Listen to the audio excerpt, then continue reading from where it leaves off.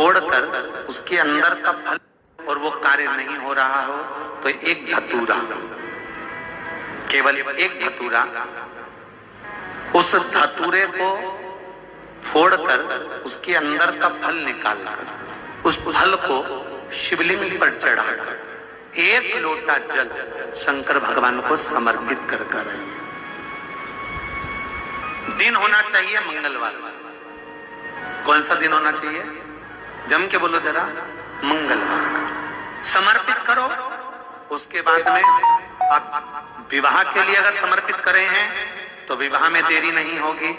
व्यवसाय और व्यापार के लिए या नौकरी के लिए समर्पित करे हैं तो उसमें देरी नहीं। जब आप पशुपति व्रत कर रहे हो या कोई नियम धारण कर रहे हो, आराधना जगदम्बा की उपासना, नवरात्रे में 9 दिन में से कोई एक दिन ऐसा ले लो जिस दिन कन्याओं का भोजन कराओ, साथ में उनको लाल चुनरी ओढ़ाओ या कोई लाल वस्त्र, लाल पूजन की सामग्री उनको दो, सुख मिलेगा।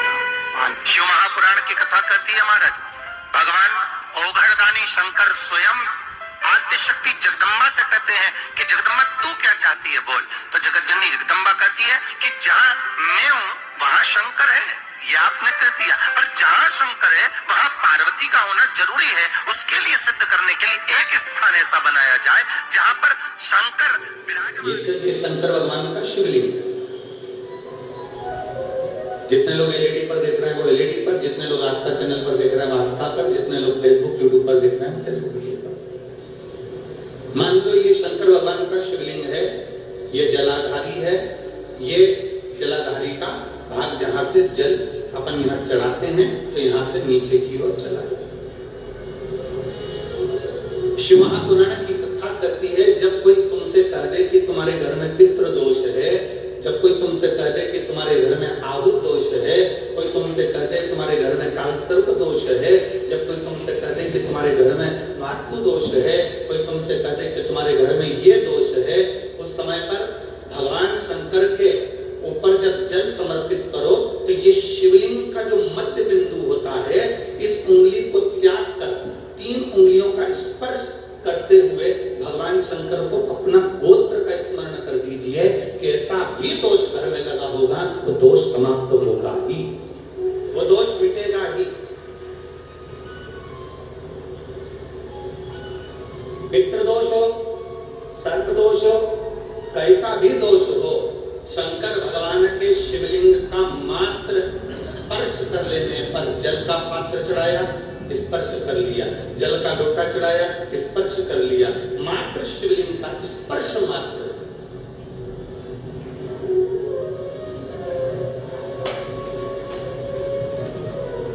संसार में पृथ्वी पर आज श्राद्ध पक्ष के अवसर पर पूरा देश, नहीं विदेश, संपूर्ण देशवासी, संपूर्ण विदेश में रहने वाले सनातनी आज भगवान अपने अपने पितरों को अपने अपने श्राद्ध पक्ष में पूर्वजों का स्मरण कर रहे हैं, उनको याद कर रहे हैं।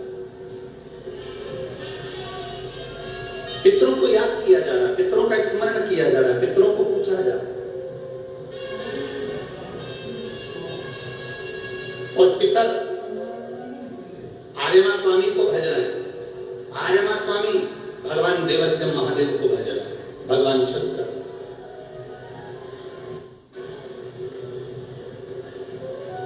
शिव महापुराण की कथा कहती है, आप जब एक लोटा जल भगवान शंकर को समर्पित करते हो, जब आप एक लोटा जल भगवान शिव को समर्पित करते हो, उस समय भगवान शंकर को जल चढ़ाते समय आपके पूर्वज, आपके पितर, आपके आहुत, आपके वासु, जो भी आपके हैं, वो सब आकर अपना अपना भाग, जल भाग प्राप्त करते हैं, अपना अपना भाग लेते।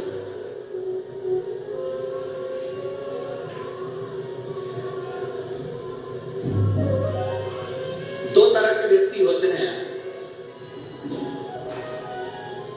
थोड़ा स्मरण करना, दो तरह के होते हैं। एक होता है अस्त व्यस्त और एक होता है व्यस्त। जम के बोलो कौन कौन से होते हैं? हाँ, जम के बोलो, आपकी आवाज हमारे तक आना चाहिए। एक होता है अस्त व्यस्त और दूसरा होता है व्यस्त। अस्त व्यस्त और एक व्यस्त, दो हैं। अस्त व्यस्त का मतलब ये है कि वो उसका रूटीन, उसका समय, उसका क्रम ठीक नहीं।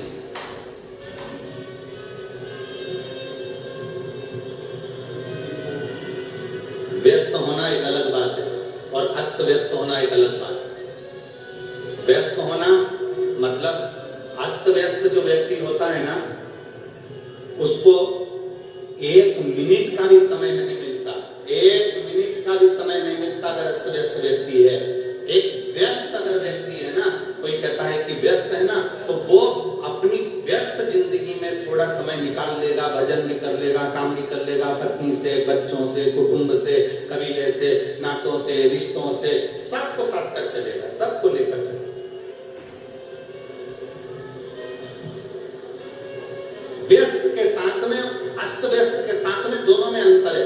अस्त व्यस्त भटका हुआ, अस्त व्यस्त कहीं ना कहीं पड़ा हुआ, अस्त व्यस्त कहीं भटका हुआ। और व्यस्त जो होता है वो अपनी व्यस्तता के साथ में, वो अपनी व्यस्तता के समय में भी अपने परिवार के लिए, कुटुंब के लिए, बच्चों के लिए, अपने कुल के लिए, अपने समाज के लिए, अपने क्षेत्र के लिए समय निकाल देता है। कल हम जब यहाँ से जा रहे थे तो माननीय आमदार सुहास सर, अन्ना जी कांदे जी और स्वंजुम ताई जी कर रही थी, गुरु जी हमारा पूरा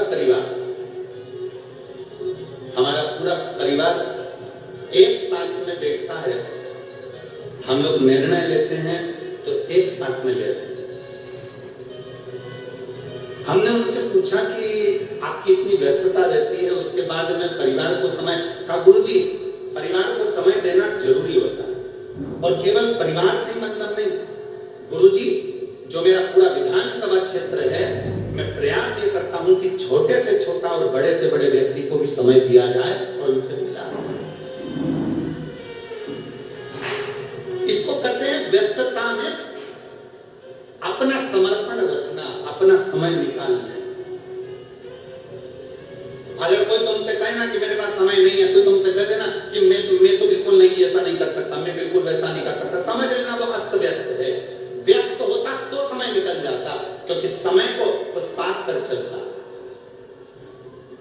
अस्त व्यस्त व्यक्ति साधता नहीं है, पर व्यस्त व्यक्ति समय को निकाल लेता है। जैसे कल अन्ना जी कह रहे थे कि हमारा परिवार, अंजुम ताई जी कह रही थी कि हमारे परिवार को, हमारे क्षेत्र को पूरा समय देना। व्यस्त रहो, पर व्यस्तता के साथ में अपनों को थोड़ा सा समय देते।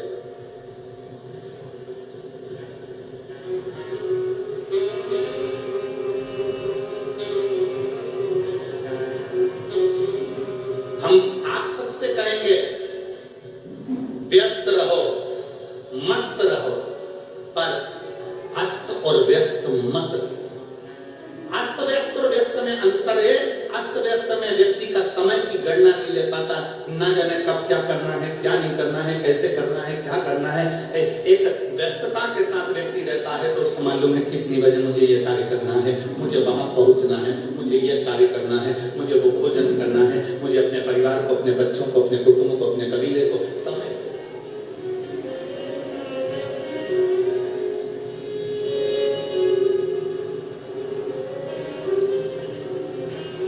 भगवान ब्रह्मदेव, भगवान इंद्रदेव, भगवान नारायण, भगवान वरुण देव, भगवान वरुण देव, भगवान देवाधिदेव महादेव, इन सबको देखिएगा, सबको। इंद्रदेव 24 घंटे टेंशन में मिलेंगे। इंद्रदेव को 24 घंटे चिंता लगी रहती है, ये कैसे हो गया, ये तप करने बैठा है तो तप करने क्यों बैठ गया, ये भजन करने बैठा है तो भजन करने क्यों बैठ गया, ये उपास रख रहा है तो क्यों रख रहा है, किसी पेड़ की छांव में कोई ऋषि बैठ गया तो इतने समय तक तप कर लिया इसने, कहीं इंद्र का आसन ना ले ले, इसने तप कैसे कर लिया, इसने भजन कैसे कर लिया, इसने कीर्तन कैसे कर लिया। इंद्रदेव 24 घंटे टेंशन में रहते।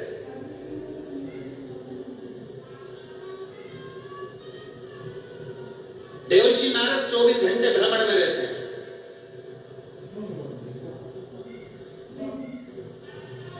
ब्रह्मा जी 24 घंटे सृष्टि के निराकरण में रहते हैं।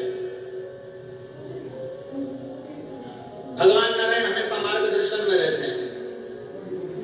केवल एक मेरा देव महादेव ऐसे हैं जो बैठते हैं कैलाश पर मृत्यु लोक में अपने परिवार, अपने कुटुंब, अपने कबीले के साथ, अपने रिश्ते नातों के साथ रहते हैं। उसके बाद भी नेत्र बंद कर कर शांति के साथ अपनी जिंदगी को जीते हैं। ये प्रेरणा देते हैं। मेरे ओघड़दानी भगवान शंकर प्रेरणा देते हैं कि व्यस्तता के जीवन में थोड़ा सा समय परमात्मा के लिए निकालो, व्यस्तता के जीवन में थोड़ा सा समय भगवान के लिए निकालो, व्यस्तता के जीवन में थोड़ा सा समय भगवत भजन के लिए निकालो, व्यस्तता के जीवन में थोड़ा सा समय अपने खुद के लिए निकालो।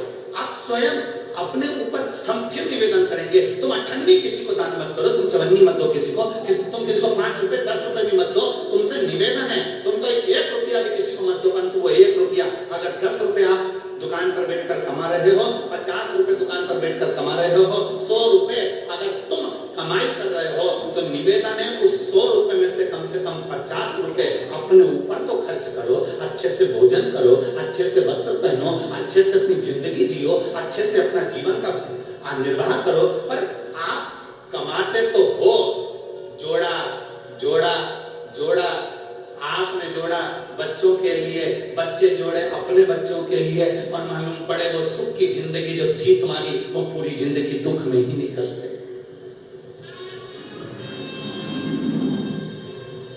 पूरा जीवन दुख में निकल गया, पूरा।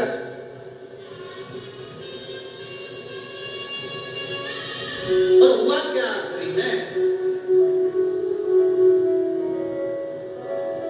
आखिरी में हुआ क्या? जिन जिनके घर में अपने पिता के, माता के, दादा के, दादी के, काका के, काकी के, ताऊ के, ताई के, जिनके घर में पूर्वजों के फोटो लगे हुए हैं, उनका फोटो देखकर विचार करना कि इन्होंने पूरा जीवन कमाया, जोड़ा, जमीन, घर, मकान, जायदाद, कपड़े, वस्त्र, आभूषण सब जोड़ा, और आखिरी में सारा की सारा छोड़कर एक क्षण में चले गए, एक क्षण में चले गए।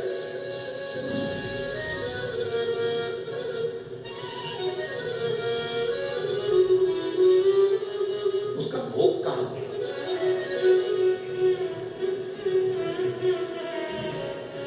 उसका भोग कहां?